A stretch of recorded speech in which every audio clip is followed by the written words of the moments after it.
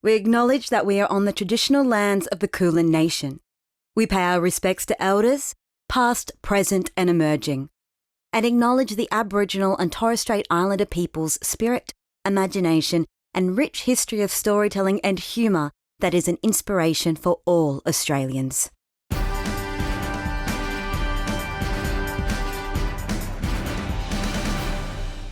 Hello, welcome to another episode of the Bearer of Weird News. I am, as always, your host, Matt Harvey, and I will be curating for you a fine selection of the strangest news samples, a charcuterie board of stupidity for you to sample.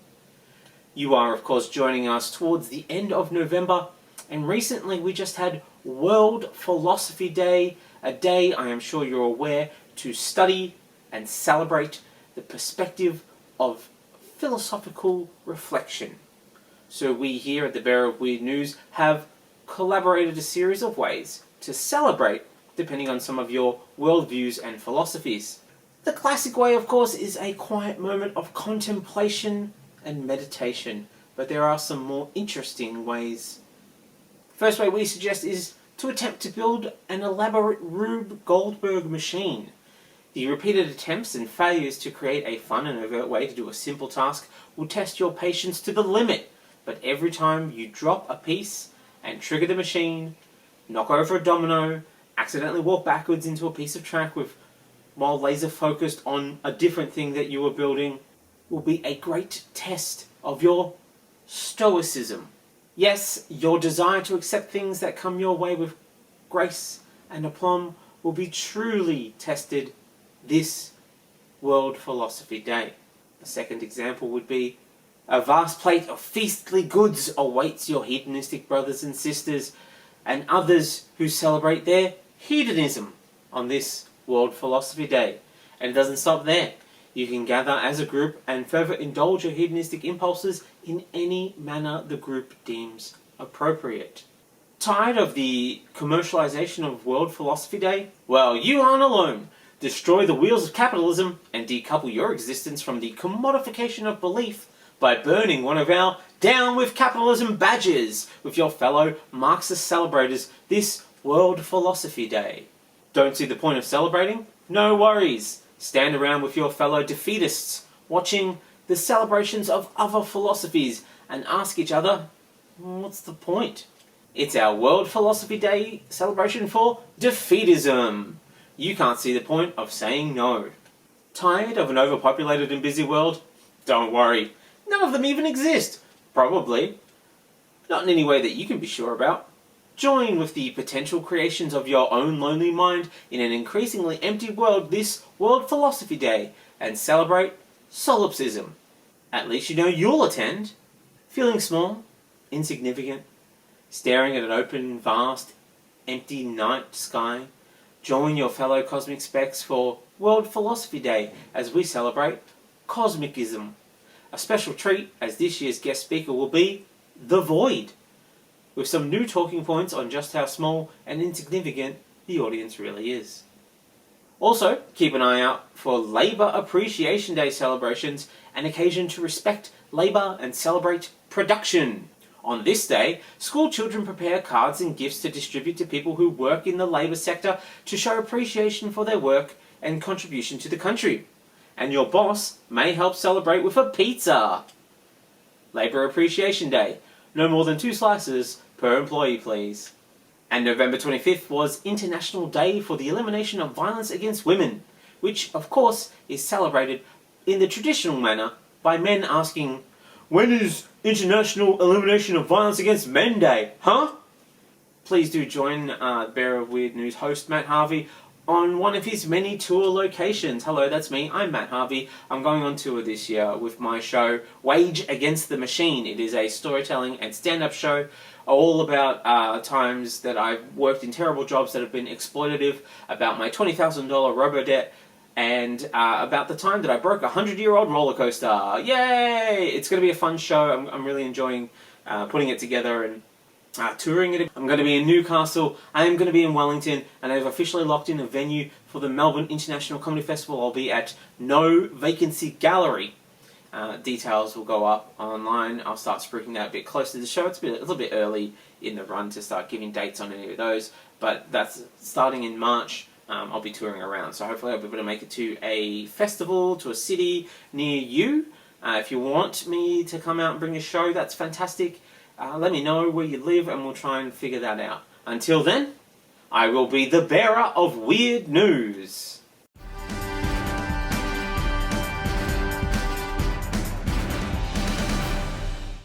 First up, we have the headlines. Unilever says it will expand its trial of a 4-day work week to staff in Australia after a successful 18-month pilot in New Zealand. Just another example of something moving to Australia after it gets real popular in New Zealand. Unilever reported that there were strong results meeting business targets, absenteeism dropped 34%, and the staff in the trial reported a 33% drop in stress and a decrease in work-life conflict of 67%. The remaining conflict comes from working at a company with known conflicts of environmental reporting, habitats and resources, palm oil, pollution and toxins, human rights, workers' rights, supply chain management, irresponsible marketing, animal rights, animal testing, factory farming, antisocial finance, controversial technologies, and police activities. But they have an extra day to go to therapy, so they can handle that much easier than they could before. A new study examining 82 mass murders that occurred at least partially in academic settings throughout the world found that most mass murderers and mass shooters did not have severe psychiatric illnesses. The study was published in the prestigious, well, this ought to make a great joke magazine. Upon hearing the words mass shooting and academic setting, Republicans went into autopilot and held a press conference stating now isn't the time to speak about such matters, and offered up their thoughts and prayers, lamenting nothing could be done, and offered the first 100 concerned voters who called their office a bulletproof Make America Great Again hat, while simultaneously saying this was the greatest country in the world. It's a tale as old as time. Former Health Secretary Matt Hancock has been suspended as a Conservative MP after he joined the cast of I'm a Celebrity, Get Me Out of Here, continuing the ancient tradition of sending unwanted Brits to Australia. A set of studies has failed to find evidence that cannabis has creativity-enhancing effects. But the researchers did find that cannabis elicited a sense of joviality, which in turn made cannabis users perceive their own ideas and the ideas of others as more creative. Or at least, that's what the scientists told each other during the deep study process. And now they have to justify the research money that they spent on weed. A Parisian undertaker cycled around Paris with a bicycle hearse that she hopes will soon bring a new green way of conducting funerals. She already has official authorizations to use the bicycle hearse after adapting it to French regulations. This involves adding ashtrays, wine holders, and a basket where you can put your baguette at the front of the coffin, just in case you get hungry, while peddling a dead body through the city of love. Très chic. After Twitter was bought by Elon Musk, he started publicly brainstorming ways to make money, announcing changes to his blue checkmark model of verification. Instead of verifying a person's identity, the new model will verify they have $7.99 per month to waste. Elon Musk's plans to charge for verification have been slammed by Eric Idle. Yes, that Eric Idle of Monty Python fame, after Musk claimed he got the idea from a Monty Python sketch in which a man goes to a clinic where people pay for confrontations with a professional arguer. Eric Idle was frustrated. He'd openly admit to stealing from Monty Python, but failed to note that the important element that is missing from Musk's version of the sketch is the lack of a complete professional to mitigate and control the argument. Which actually makes Musk closer to most comedians now, as they have all done a version of an old Monty Python bit, but worse. South Korea's Joint Chiefs of Staff said that 4 short-range missiles fired from a western coastal area flew around 80 miles toward the country's western sea, bringing them up to more than 30 missiles a week. Seems Korea has taken on the Civil War 2022 rebrand after the usually reliable US has failed to clarify the validity of rumours that they were reinvigorating the franchise. Makes sense really, as K-pop and Korean dramas are popular right now. A Korean twist on a Civil War reboot could be the next big thing for a franchise.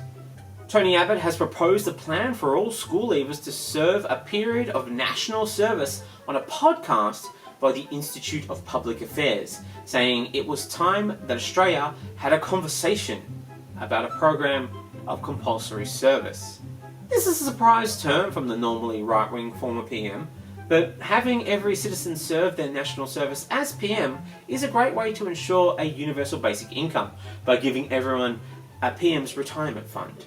Seems the UK has been inspired by our model, even making it more efficient by only making people serve work for 45 days in order to qualify. You can really churn through way more of the population at that rate. It's very respectable. A new study has revealed a tenuous but plausible link between picking your nose and increasing the risk of developing dementia. Seems cases where picking at your nose damages internal tissues, then bacteria have a clearer path to the brain. Upon reading the cause of dementia may have been right under their noses the whole time, it really put humanity's nose out of joint. If the link to humans can be proved, they may even win a Nobel Prize. The field is usually tight, but I'm pretty sure they can win by a nose. It's not a problem for them. But to our hardcore nose pickers, there are a number of studies that link all sorts of things to dementia, including not being able to hear properly when it's noisy, apathy, not living in affluence, or how rare you like your steak. So nose pickers, there are lots of options for getting dementia. You can still have your pick.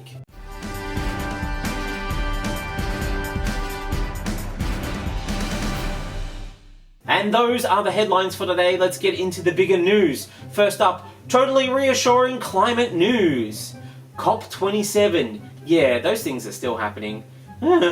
Seems COP26 was as effective as its 25 siblings before it.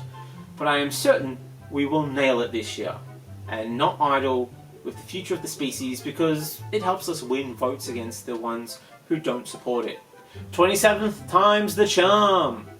And it is on that note of optimism, the United Nations Secretary General and multiverse Don Corleone, where his business is saving the planet, Antonio Guterres, called for a climate solidarity pact between rich and poor nations to limit the severity of global warming in a speech at COP27. You can tell he was serious because the proposal emphasises the rapidly closing window to limit the extent of warming, and the fact that he said it's either a climate solidarity pact or a collective suicide pact. Things are getting serious. Then he rung a giant gong and said, "Gutierrez has spoken! Now choose!" And while referring to himself in the third person like that, and the use of props does make him seem like he's really showing off more than trying to save the planet, his point does stand. Referring to the future of humanity as a collective suicide pact does surely make some headlines. Some desperate and much needed headlines that could have been written roughly 20 years ago. And Gutierrez wasn't done there. Oh no. He really had been sitting around with his speechwriter and thesaurus to come up with as many fun and nihilistic phrases as he could to describe the future of the planet. More like he is trialling out some pithy epitaphs for the celebrity species humankind. Fun ideas like, "We're on the highway to climate hell with our foot on the accelerator," and "Humanity has a choice, cooperate or perish." What a fun COP this has been. Humanity has famously been good at cooperating, allowing us to overcome many historical obstacles like murdering other species and building gigantic wonders that stand the test of time. Oh, wait, no, that wasn't cooperation, that was slavery. Sorry, we're really good at slavery. Very good at it. It's just a shame we have finally backed ourselves into a corner we can't slavery our way out of. Oh, not yet anyway. Not until we bail on the former home of humanity and rocket pants our way to Mars, where we can start a new society without woke rules like don't ruin the planet and slavery is bad. Ugh. But all this rising heat will sure teach those snowflakes, won't it? And that is how the war on woke will end. In fire and blood. A solidarity pact would involve countries pushing to slash greenhouse gas emissions in such a way to meet the Paris Agreement 1.5 degree target. A particularly frustrating idea, as it would give Parisians an even bigger reason to brag about their impact on culture, and their inbuilt nihilism won't even allow them to overtly brag about the whole thing like any other human would. On the official agenda for the first time was climate damages, known as loss and damage, where wealthier nations are being called upon to provide financial and technical help to developing countries for them to transform to cleaner energy solutions. This has to be why we refuse to stop building coal mines. You see, the US, Canada and Australia are the worst offenders among rich countries, skimping on their share of tens of billions of dollars pledged to help developing nations fight climate change, right? We'd previously pledged roughly US 100 billion in climate finance each year, starting in 2020, to help poorer nations adapt to climate change and mitigate its effects, but are still at billions of dollars short of that goal. Australia came third on that list with a mere 1.7 billion US dollars shortfall. Just days after COP26 last year, former US Vice President and environmentalist Al Gore said he was disappointed Australia had failed to increase its emissions targets. But here's the thing, Al Gore, fuck you! You think we weren't all disappointed when you failed to guide America away from the darkness in the year 2000? Instead, we got George W. Bush, who dragged us into near-perma war over oil and resources, which drove us to value fossil fuels. We continued to build our economy around them more and more. The continued reliance on the fossil fuels felt like good times would never end, and then we went from having the front-running research into solar power to burying it with our guilt and shame over the wholesale slaughter of indigenous communities upon our arrival in 1770. So we polluted, and we were responsible for the emissions of other countries via our sale of fossil fuels. And I am not sure if you've been paying attention to the budget talks, but we are having a cost of living crisis. We cut $2.4 billion from hospitals during the pandemic. We need the extra coal mines so that we can save up the money for all the pollution that we have not only been responsible for, but the future emissions that we're currently digging up now. Australian negotiators have been among those pushing to include the discussion of loss and damage from climate change to be included on the agenda for the first time. But we need more time. So you don't understand. We dug up a lot. A whole lot. We need time. We need to really save our money. This isn't stop buying avocado toast to save for a house money. This is huge. We probably need to wait out a few of the smaller Pacific nations which are closer to sea level. When a few of them die off, we'll have less reparations to pay, and then we'll be able to start making our alimony payments, we swear. We swear! And while the talks coming out of COP27 are seemingly happy, in the same way that a forced smile on a waitress as a sleazy customer who just left a tiny tip asks, "What time do you get off work?" and promises to show her a good time, because she knows that she'll get no support from management if she were to complain, as the store's nearly dead and it needs every customer it can get, so it has become a safe haven for sleaze, then yes, it's happy. Attendees at the COP27 Climate meeting found that the conference internet connection blocked access to the global rights organisation Human Rights Watch, as well as other key news websites needed for information during the talks. The list of blocked sites also includes the blogging platform Medium, Egypt's lone independent news outlet Mada Masa, and the Qatari news outlet Al Jazeera, as part of the Egyptian authorities' efforts to separate vital climate negotiations from human rights issues. If I'm honest with you, Egypt, you're doing it all wrong. You don't need an authoritarian government to control and clamp down on media outlets and go so far as to block independent media outlets within the Wi-Fi at important global events. No, no, no, no, no. The simplest way to do it is the Australian way. Join the Murdoch Empire. With nothing but a few continuous donations from the Conservative government, you'll get all sorts of benefits from joining the Murdoch media family of climate change denial and human rights cover-ups. Need some local news reporters to deny everything that an opposition government might have to say about you and the levers of power? We got 'em! Opinion pieces disguised as news with misleading headlines because, let's be honest, nobody's reading past the headline. We got 'em! A controlling share of national and local media outlets which swallows up and destroys voices of opposition while effectively censoring the dissident voices of the media? You better believe it! Plus you get plausible deniability, because the press is still free to write about whatever they want, and both you, the leader of the country, and them, the leader of the media empire, can say that you are separate entities and do not work for the others despite the obviousness of the truth. People will eat it up because media literacy is hard to teach, and people who work terrible, low-paying jobs don't have the luxury of time to research things, so find it's much easier to take the media at its word.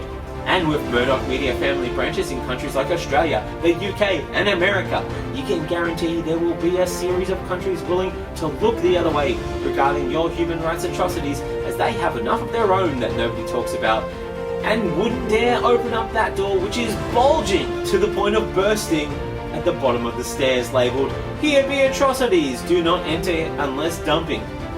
And even then, it is only enough to quickly jam something new in there and slam the door shut, let some of them get out. Not that anybody would be there to report on it, except maybe the Guardian, and nobody listens to them because they're part of the woke agenda.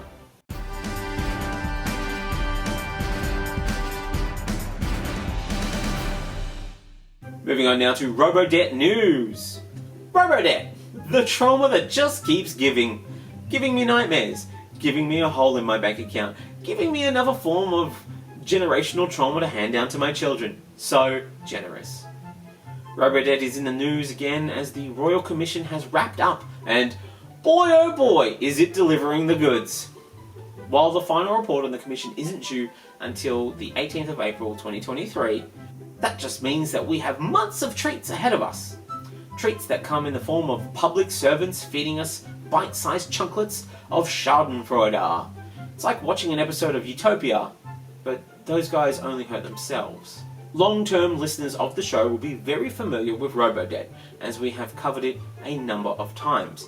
But for first-time listeners, Robodebt simply is the name given to a series of illegal debts given to welfare recipients, which led to a series of those recipients committing suicide and lawsuits where the government had to repay most of the debts generated by the system. So all that, but with jokes! And now we have a Royal Commission with the Albanese government coming good on its election promise to publicly humiliate the Morrison government by using his mortal enemy, the law.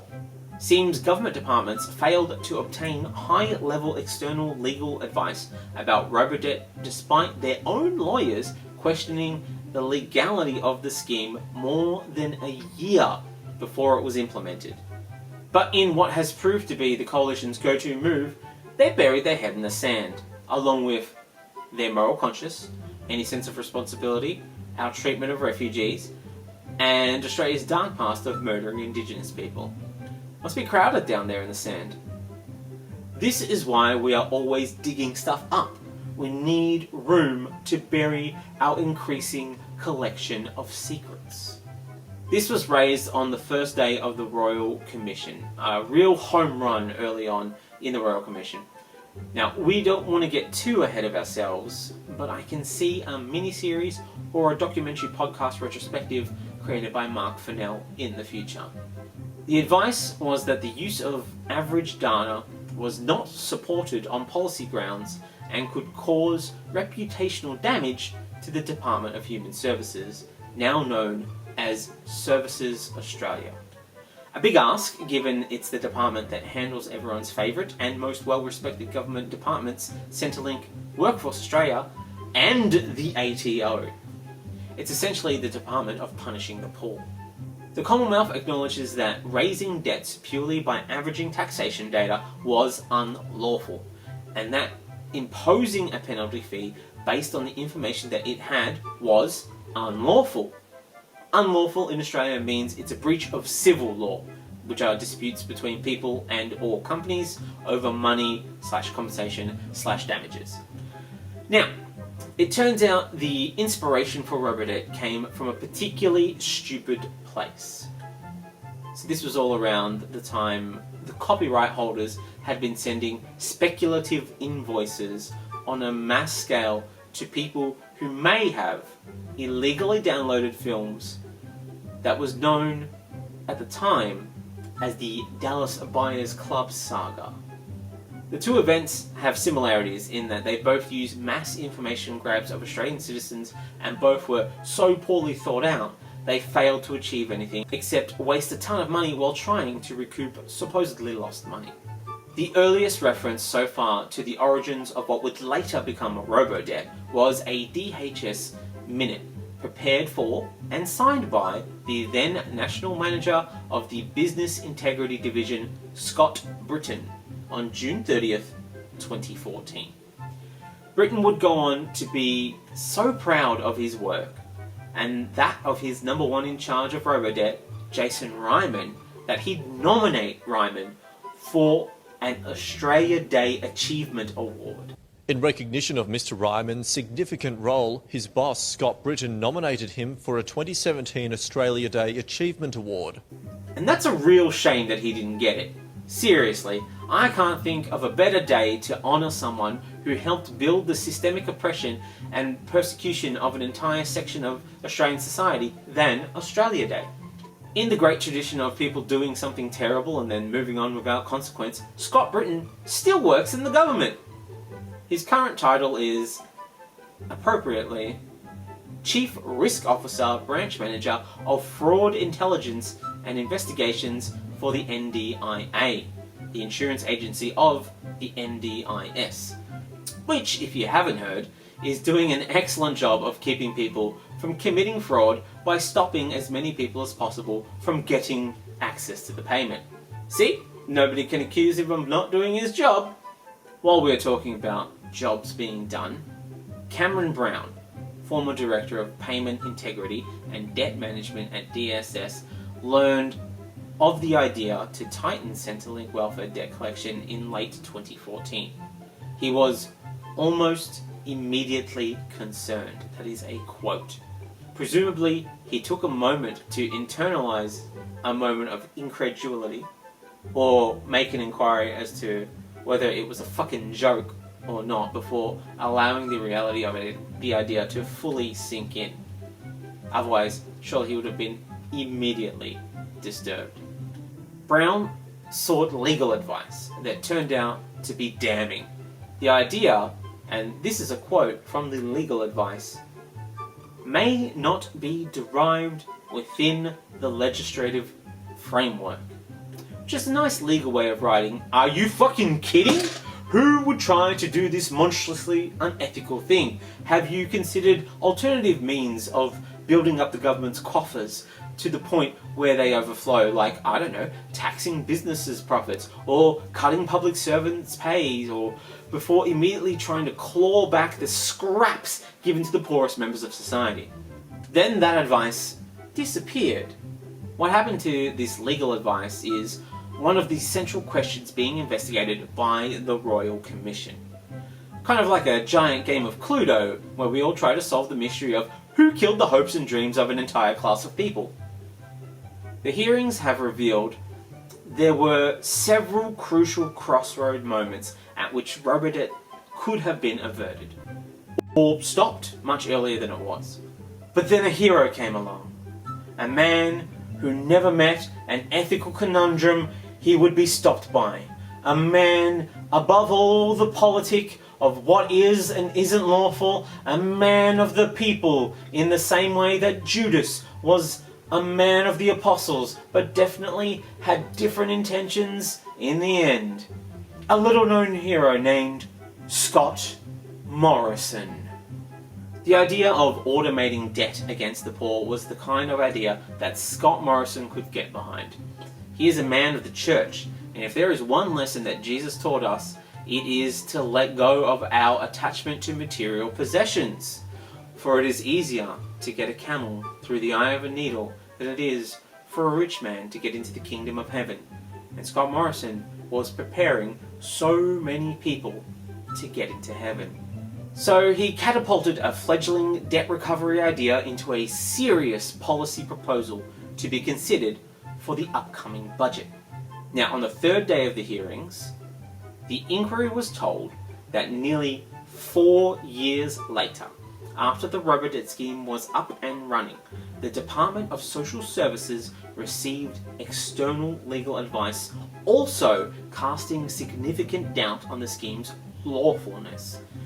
Taking the wily coyote running over a cliff approach to the law. If I don't look down, then I can't fall. It's why I never look in my wallet. That way there's never the possibility of no money. I wouldn't want to ruin the possibility of that by confirming it. That's how it works. The inquiry heard the law firm was paid for the draft advice, but it remains unclear whether it was finalised or how it was subsequently used. In a manoeuvre now known as the Coalition Special. They like to bury things so much, I think it's fair to assume that they are in the pocket of Big Shovel. The problem is, this was in the days before Morrison hired his wife as his personal empathy consultant, after which he never made another mistake again. What's that? Oh, well that's a lot of... Oh dear. Well, let's not dwell too long on that. Let's get back to the matter at hand. Morrison designed the scheme to claw back any dollars that may have been paid out to people who earned more than they anticipated, with an estimated $1 billion to be recovered. And he was really going to need that $1 billion because he had a lot of barrels to pork, hypothetical car parks to build, and mugs about being in surplus to sell. It's not easy being a small business operator. Occasionally you need to reach out to your community and unlawfully take money from them in order to keep you afloat. This task was undertaken by Morrison as though its accomplishment would single-handedly solve the national debt. At the same time, companies that had avoided or even evaded tax, estimated to be in the trillions, were ignored. Who says the coalition has no empathy? I see a ton of empathy on display. Trillions of it. At this point, it becomes more like the largest heist in history. Morrison gathers a crack team of MPs. He would use all of their skills, cunning, and sociopathy to ensure the heist went off without a hitch. And who are Morrison's four? Well, there's Michael the Open Door Keenan. After temporarily pausing the process following mounting criticism, he reinstated it rather than discontinued it.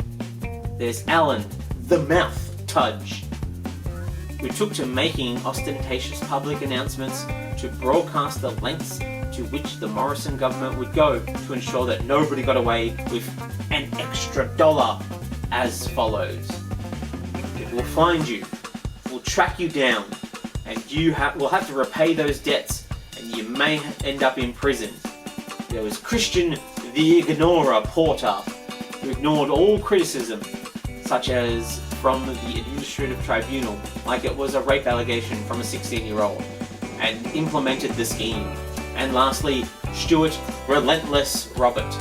At one point, Stuart Robert tried to take $7,000 from a dead person, when about a year later, he'd claim a total of $62,814.52 for his residential internet costs.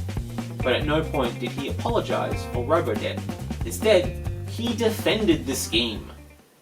Now granted, this isn't the feeling everywhere in the department.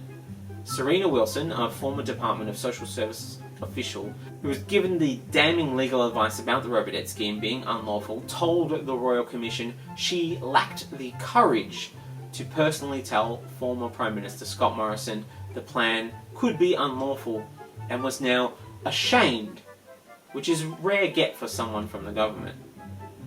To be honest, even if she'd found the courage, it wouldn't have changed anything. Because once Morrison had seen the proposal, he wouldn't give up on it. Here we have a clip. Trying to find some money for the family. There's always money in the Robodebt. Look, I'm sure you don't need to be told, dear listener, but this was a particularly cruel abuse of the Australian public, at scale, by their own government, which persisted and was covered up for 5 years against overwhelming evidence that it should never have been allowed to begin. Which explains why ignoring the law is an acceptable excuse for Australian citizens when doing something that causes stress, grievance, psychological harm, financial bullying, and suicides. So it is only fair the government is afforded the same allowances. We are allowed to do that, right? I can say that, can't I? Yeah, I'm pretty sure that's right. But you can't spell Robodebt without robbed. That's right. And this was one giant attempted robbery. A reverse Robin Hood, taking from the many to give to the few. These thief princes. Compare this to the recent data hacks of companies like Optus, Medibank and Woolworths, which used information they had no right to access on mass scale as a means of taking advantage of the vulnerable population for the benefit of those using the data. But when the government does it, even after deliberately ignoring the advice of multiple legal entities and bulldozing your way through little people, then it's different somehow. At least according to them. Apparently it is better to think of this as a stuff-up and not a conspiracy. Now I am tempted by this thinking because, well, for a conspiracy to be pulled off, it requires cunning. And certainly a lack of bragging, right? You can't brag about successfully pulling off a conspiracy. And these corrupt people will never take a camera and turn it around and show them how many people are here. They never do it. They're corrupt. They never do it. You know, I never knew the cameras because this took place right from, they never want to show how massive our crowd was. You know the biggest crowd I've ever seen? January 6th. And you never hear that.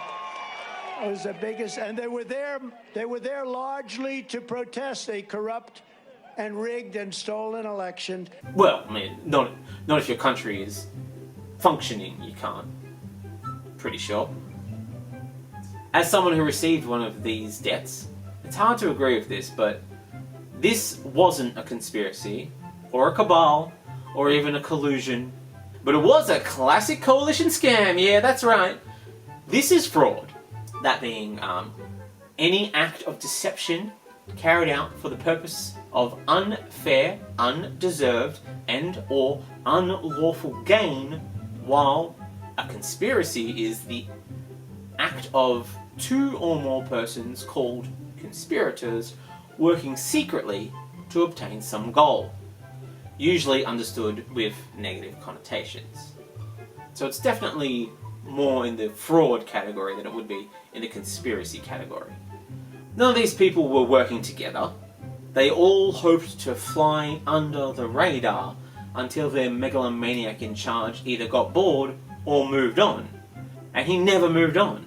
It became his entire personality, like that friend of yours who did a trip to Europe once 10 years ago and finds a way to wedge it into every conversation you have.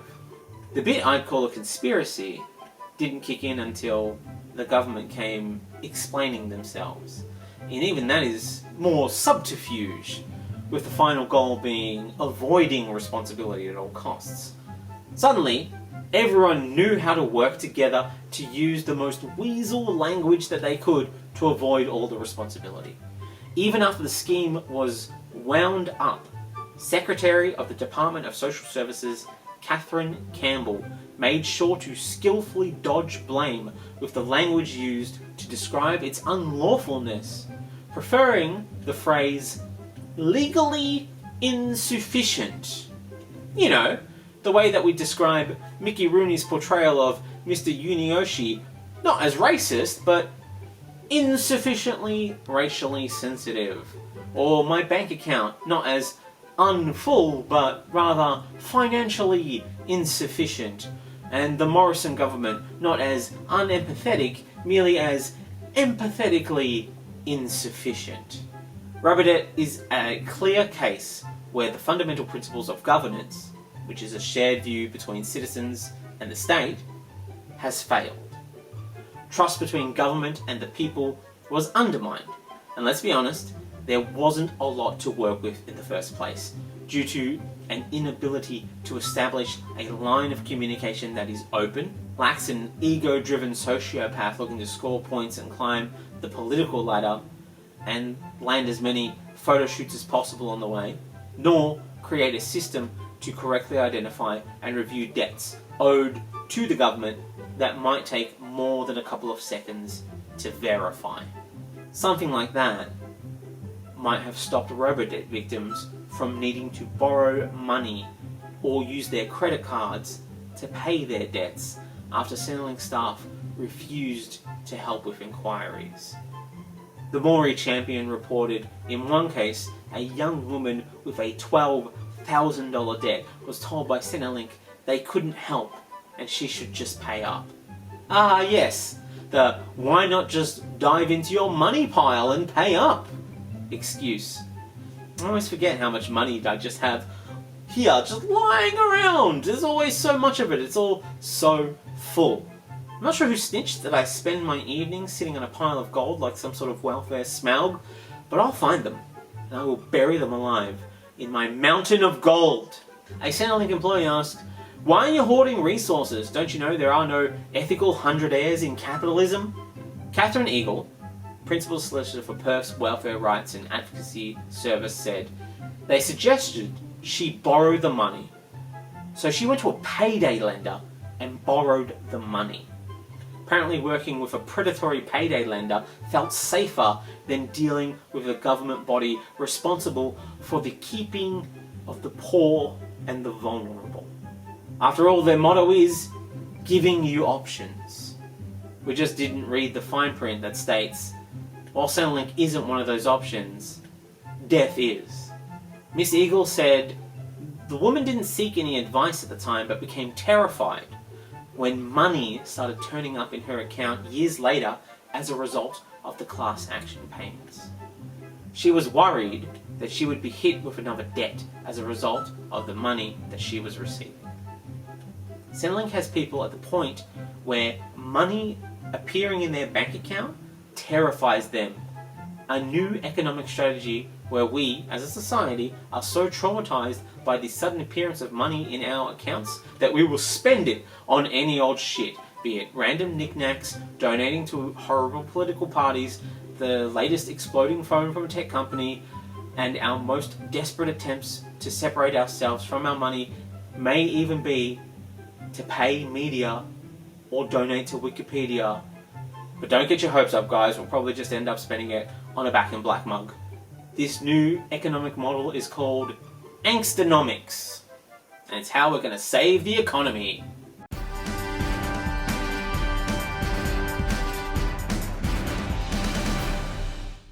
And finally, Worker Exploitation News Roundup. Many companies have been doing that fuckery again, messing with people's wages in the follow-up to a pandemic with a recession on the horizon seems like a particularly messy way to run your house corporations. You can't be angry that people don't want to work if every time they show up you charge them a face-punching tax to not punch them in the face, and then you go ahead and kick them in the face instead. So, who's been fucking around?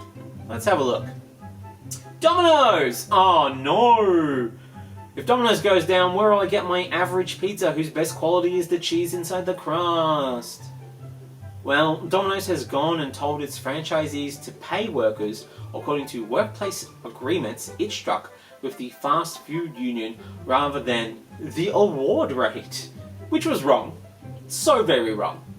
An industrial scale wrongness resulted in their employees earning significantly less than the minimum wage. Significantly. Ouch.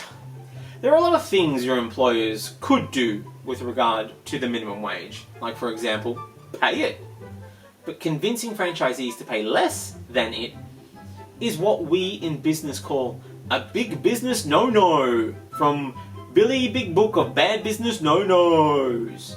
Or for the younger ones, Fisher-Price's My First Workplace Exploitation playset. And now we have a class action trial. We love a good class action here. It's like unionizing, but it takes longer, it's slower, and is generally much more publicly damaging of reputation for the company.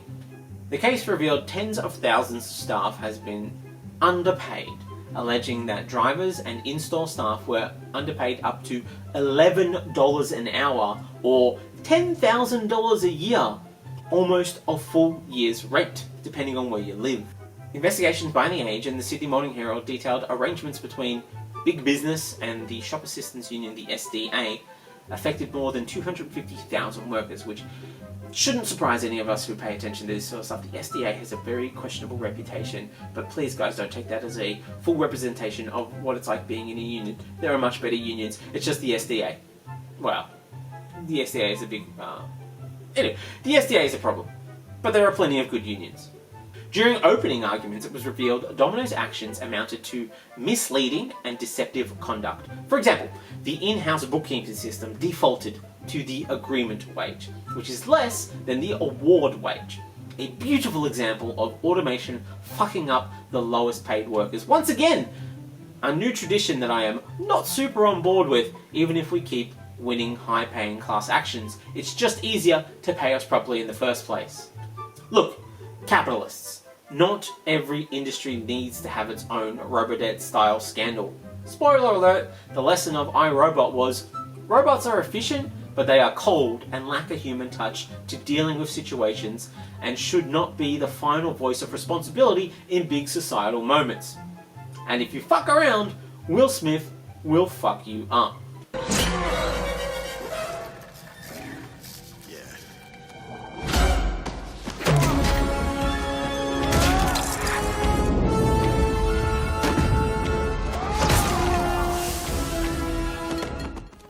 Will Smith just smacked the shit out of me. Domino's claims that even though information about the wages may have been conveyed, many franchises did not read the information. Why bother chasing it up and confirming? Making sure that the business is run to a respectable level and doesn't bring your franchise into ill repute. Why would you want to do that? And possibly even to a less degree, their employees don't, starve. Bunch of woke nonsense, if you ask me. They said as each individual franchise operated differently, what happened at one outlet cannot be applied universally. I mean, it's not like staying across the award wage of your business is a huge part of running a business. If it were, more businesses would do it. And if there's anything you should have learned from listening to this show, it is businesses be stealing. You know the old cliches, you know how society is, women be shopping, men be murdering women, and businesses be stealing. Now, as a result, in 2016, an estimate by investment bank Deutsche Bank found that Domino's was saving more than $30 million a year in wages by paying workers under its workplace agreements rather than the fast food award. So now when people ask you why you don't like Domino's, you have two reasons, and one of them won't be related to obnoxious internet culture. Alright, who else has been fucking around? Let's have a little look-see. It appears to be... the University of Melbourne. If you could get a degree in pretension, you'd get it there. UniMelb has started paying back 1,500 current and former workers $22 million for unpaid work, bringing it to a total of $31.5 million in underpayments over the past year. Melbourne is one of around 20 universities nationally that have been caught up in wage theft scandals. In typical UniMelbourne style though, the people who have been ripped off by UniMelbourne are looking down on the people who had to get ripped off by other universities like Monash or La Trobe. Acting Victorian Secretary for the National Tertiary Education Union, Sarah Roberts, said insecure work was at the heart of this wage theft scandal. going to say that greed was at the brains, a tiny set of balls was behind the courage, and that they are securely hidden in a fancy underpants that was the wizard, in that they seemed to be the thing that the story was revolved around, but ultimately they had no impact on the story at all. What can you do? There is no place like home. Alison Barnes, the National Tertiary Education Union National President, said wage theft needed to be made a federal crime and that universities had it baked into their business models, as do other businesses like hospitality, retail, tourism, journalism, writing, mining, legal, marketing, real estate, sales, women's sports, healthcare, baking. Actually, it might be easier to just list all of the industries that hasn't been baked into. Politics and CEOs. And maybe lobbying. As great as it would be to see some managers and CEOs go to jail for underpaying their staff, the real issue would be that Australia's whistleblower laws are still so poor, they'd end up sharing a jail cell with them. And they'll likely get a harsher sentence than the CEOs. Speaking of horrible hospitality, fast food restaurants and cafes across Brisbane have been underpaying workers. See, I wasn't lying when I did my big fun list before. And the Fair Work Ombudsman has recovered more than $400,000 in wages. Nice work, Fair Work Ombudsman. Of the 77 businesses impacted across South Brisbane, Fortitude Valley, Sunnybank and the CBD, 75% had breached workplace laws. 75%! Just feels like they aren't trying hard enough. Those are amateur numbers, Brisbane. It's Australia's motto, right up to the federal government. ABC, always be corrupting. Seems the most breaches were failure to pay penalty rates or casual loading and underpayment of the minimum hourly rate.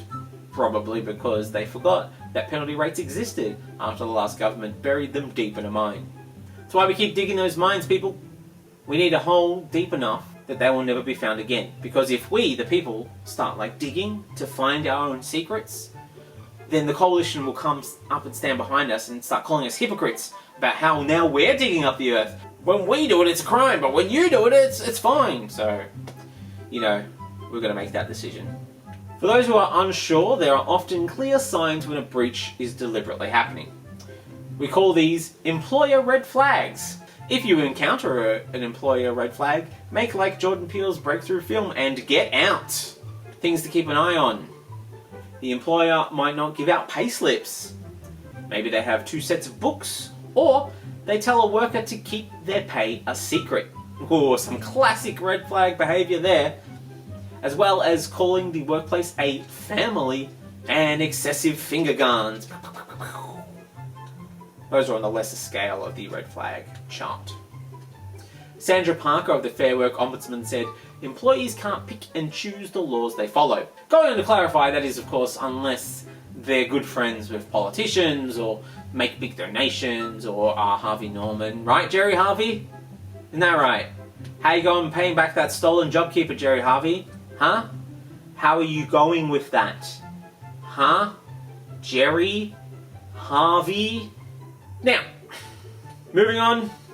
Who else has been fucking around? Old Deliveroo has entered the chat and entered voluntary administration, leaving thousands of restaurants that used them and 15,000 local riders who were exploited by them in need of a new system of oppression they need to get used to. Which is the hardest part, really. You get a certain kind of numbness to the exploitation that you're under, and suddenly it gets ripped out from under you, and you have to get used to a whole other horrible different kind of exploitation. It's hard. It's hard out here for a pimp. The email they sent out said, "This has been a difficult decision to make. We have enjoyed serving you the amazing food that Australia is known for." Hang on, wait, what? What? The amazing food Australia has a cuisine? What is our amazing food on offer from Deliveroo? I never saw a place offer up some delicious crocodile or kangaroo or emu, nor any of the wild meals that they serve on Survivor when they do a version of it in Australia, like kangaroo dick or witchetty grubs. Something that might actually serve to prove to be a distinct and interesting presentation instead of 1,000 American-style burger outlets. It's don't mind a couple, but I've got to switch it up a little bit. Deliveroo blamed challenging economic conditions, which requires us to take difficult decisions. And what are those conditions? Oh, have a look-see here. The incoming gig economy laws in the first half of 2023. Ooh! Which prompted Deliveroo to end its email citing the main reason it was actually leaving was this kind of woke madness where the government expects companies to be accountable for paying their employees, even when they aren't employees, but simply people who work for them on a frequent basis. Madness. Despite starting in the market ahead of Uber Eats, it fell substantially behind. I mean, it's hard to feel bad for Deliveroo, the company that tried to oppress its workers, not as workers arguing that the riders overwhelmingly want flexibility over money and rights, and that only 47% of gig workers surveyed wanted to be classified as employees, as opposed to food delivery robots that were powered by oppression. But it's hard to stay ahead of the competition when your major rival is an unscrupulous bastard captured and turned into an app like an evil genie whose wishes always come true, but with a catch. Oh, you want flexibility? Done! Now your def is super flexible. It will come at any moment. How's that for options? After all, a 2019 WorkSafe Australia study found road transport workers remain the most likely to be killed at work, with a fatality rate of 9.4 times higher than the average across all industries, and that does include going to war. Wild. Why would you not want to get paid properly or any sort of benefits for those sort of risks? Firm Corda Mentha has been appointed as the voluntary administrator, but Administrator Mark Corda said Deliveroo was unable to achieve sufficient market share in Australia to develop a sustainable business, which is a reverse News Corp who has the opposite problem. No matter how much market share they take up, they just can't develop a sustainable business. With the UK parent company deciding to wind up Deliveroo Australia, administrators said they had no alternative but to cease operations immediately in the absence of financial support. They should have spent some money donating to the Liberal Party. Then they'd have found some financial solvency. Look, they would have given them money, and then we would be conscripting Centrelink recipients to use as delivery riders for people with real jobs. If I understand the rhetoric used against people on Centrelink, this simply shows a lack of business foresight and willingness to do what it takes to survive. The decision to cease trading immediately means all of the company's employed staff in Australia had their employment terminated suddenly. I guess it is fortunate that Deliveroo had so few actual employed staff. Now, I am not one to gloat over people losing jobs, but it must really suck for the people who suddenly lost their work security and livelihood without a moment's notice, as though they were nothing.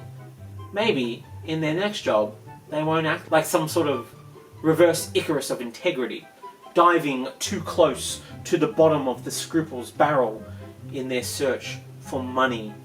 Unfortunately, the administrator is working to calculate and secure the company's employed staff's outstanding pay and entitlements. It's a shame, really. Whereas delivery riders, considered contractors, not employees, would be treated as unsecured creditors. And any money owed by Deliveroo would need to be fought for with a proof of debt from the administrator to make a claim. They will not be guaranteed to receive the money that they are owed in full. But lucky for them, the administrator said riders could keep their company supplied kit. Oh yeah, baby! So if they have a dress-up party coming up where they can go dressed as themselves when they were desperate enough to dream that this could be a viable form of surviving, or they could dress up as the ghost of failed capitalism past. Ooh, what a bunch of cunts.